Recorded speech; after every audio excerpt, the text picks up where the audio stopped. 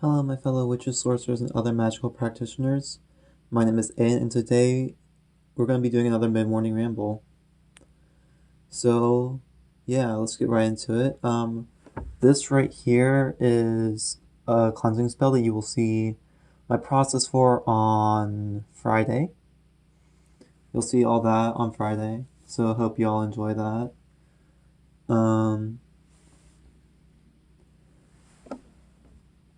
Yeah, I will never get used to doing these, but I think they're fun, so let's get into it.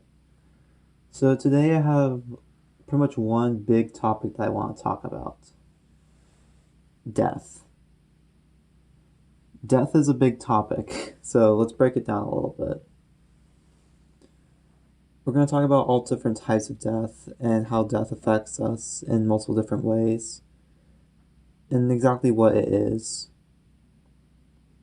So, yeah, there's no real soft way to put this. This video is about death and how and all the things that go into it. So, what is death? We should ponder that. Death is change. Change in any way. Death is completely unbiased.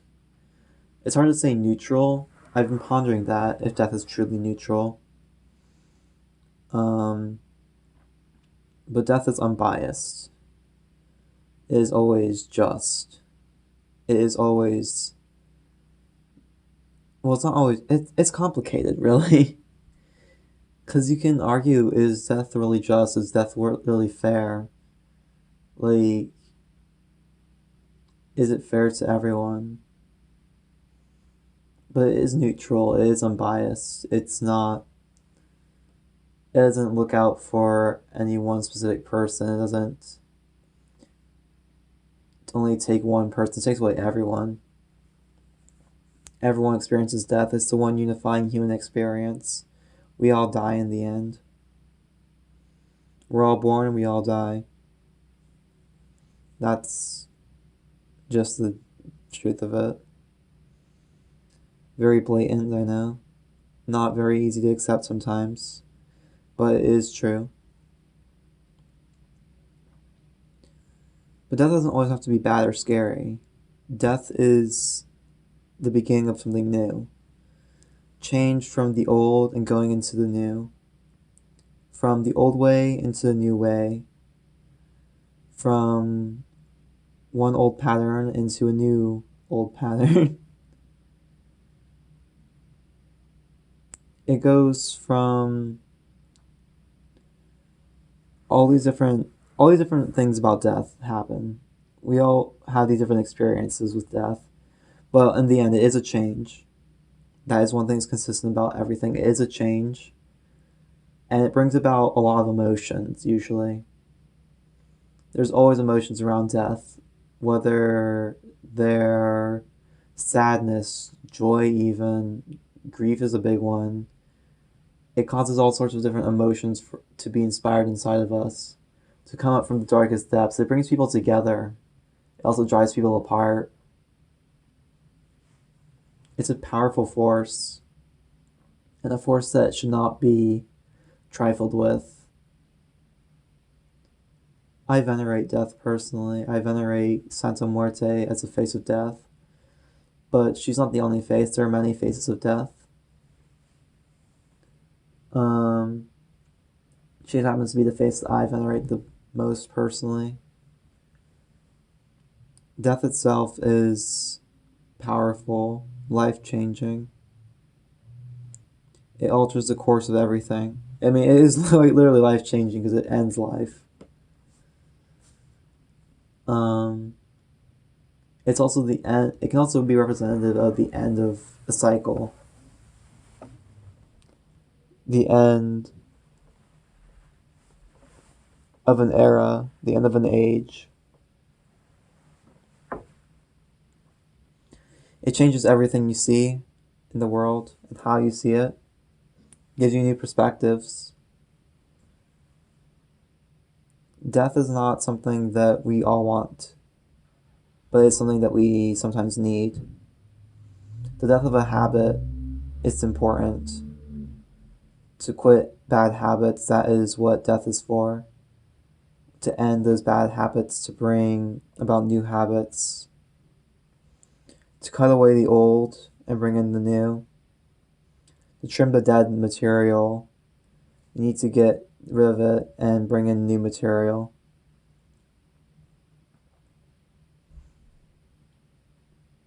And I think that without death, we wouldn't have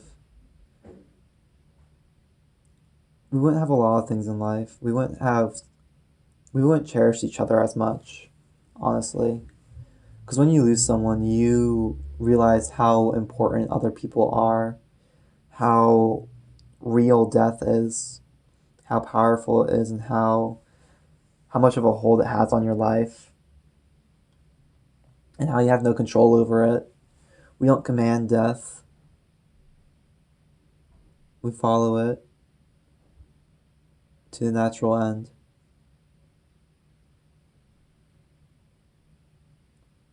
And that is important for magic. And you'll see why soon. Because in magic, we do death magic all the time. Cord cuttings, ending a job, terminating licenses with spirits. We do that all the time. We do death work all the time. We end things. We start new things. We end them again. The cycle of the moon is a death cycle. The new moon is death. And the full moon is life. They cycle around, giving birth, giving death, dying, rising, falling, rising, being born again, reincarnation. Constantly and consistently, there's death cycles in the world around us. We're born, we die. Relationships are born and they die eventually. Every relationship comes to an end eventually. They can be lifelong relationships, but at a point they do end. And the new relationships are found. And sometimes it's important that those old relationships died. Sometimes we need to make sure that they don't last forever. Because sometimes relationships are dangerous for us. Sometimes they're toxic. And those relationships we need to get rid of. We need to ensure that we aren't letting them control us. And we need to be sure that they aren't going to damage us. So they need to die sometimes. And that can be applied to a lot of things. Old habits need to die. If they're bad for us, that is. Toxic mentalities, toxic thinking, that all needs to die eventually.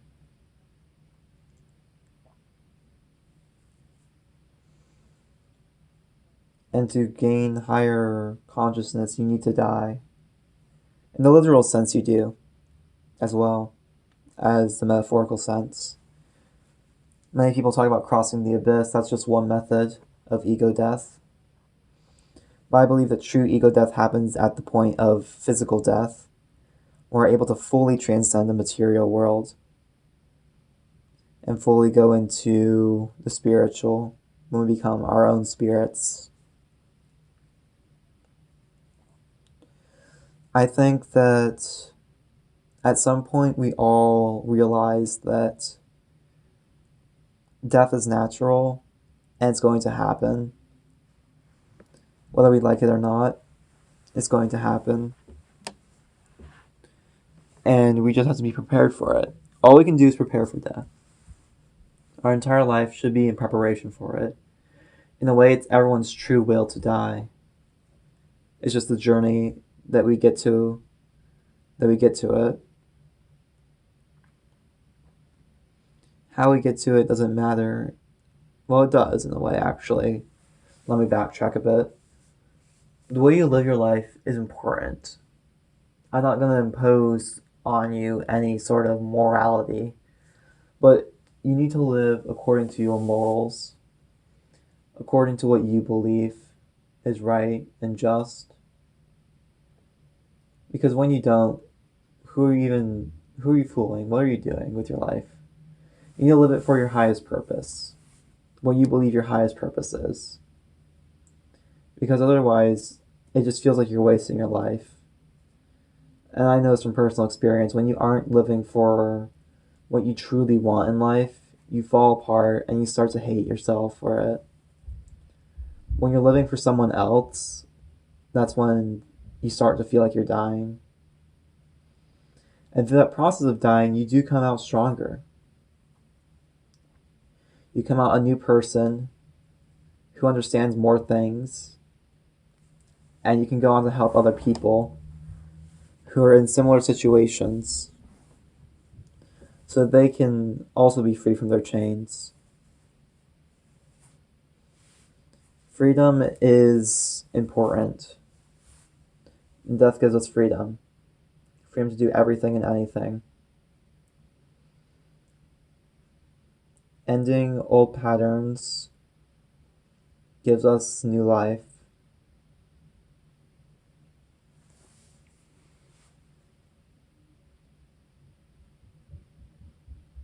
And with new life, we can do anything we want.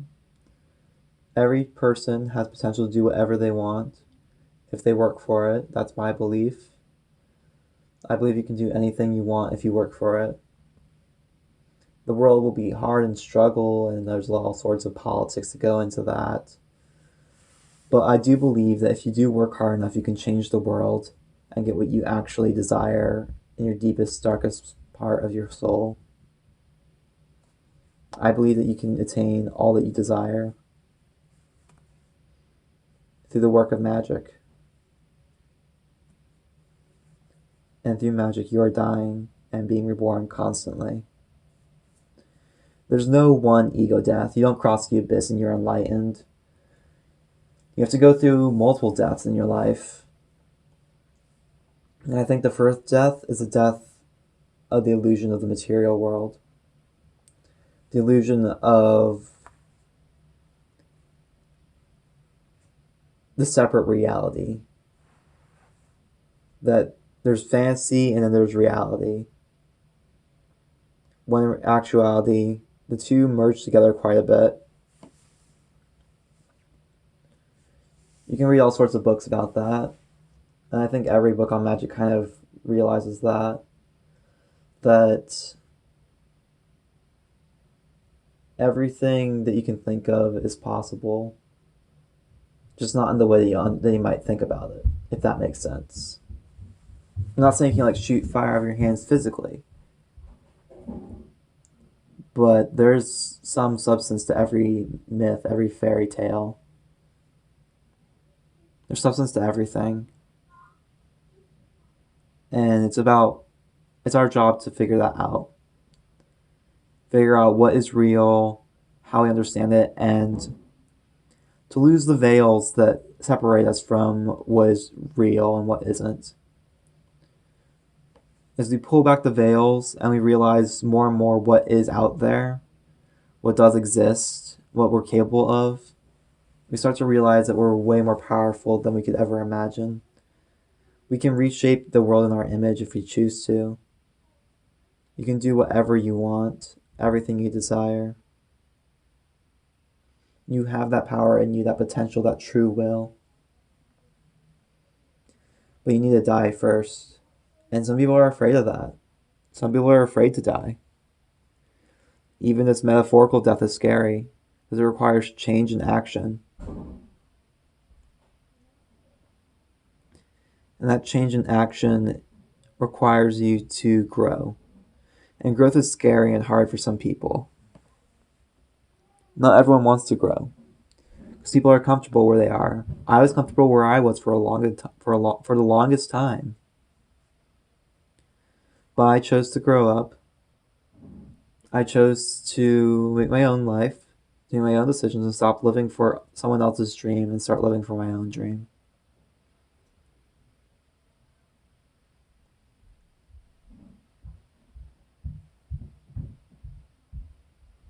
And that made a whole world of difference for me.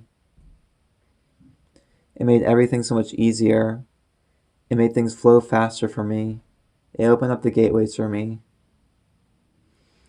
And after the gateways were open, everything just came flooding in. It was a lot. It's a lot to take in when you first discover that magic is real. When you first discover that this stuff works. This is real. And there's so much out there beyond our wildest conceptions, beyond the dogmas of religions, beyond the ideologies of man. There's so much more out there that we can strive for.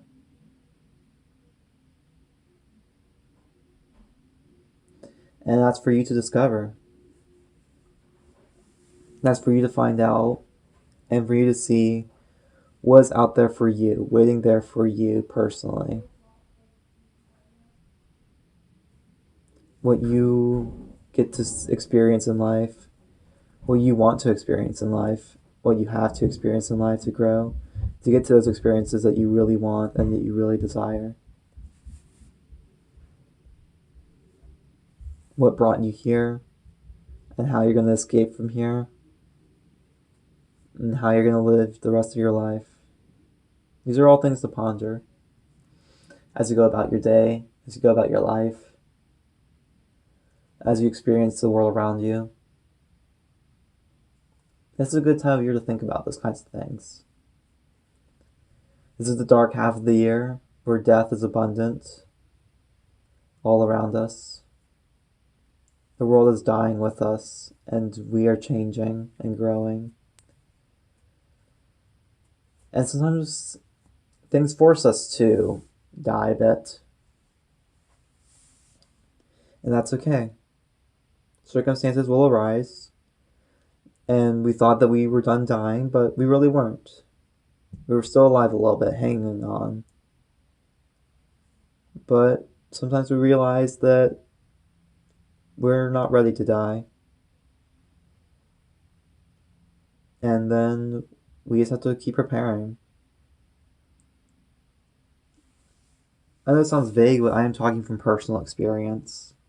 I just don't want to get into my personal experiences because they're kind of harsh. I may talk about them one day on a video where I break down my personal path and how I grew out of that. I probably will do that at some point. Yeah, these are things to ponder as you go about your life. And I hope you all enjoyed this video. Thank you all for watching, and I'll see you in the next one. Goodbye.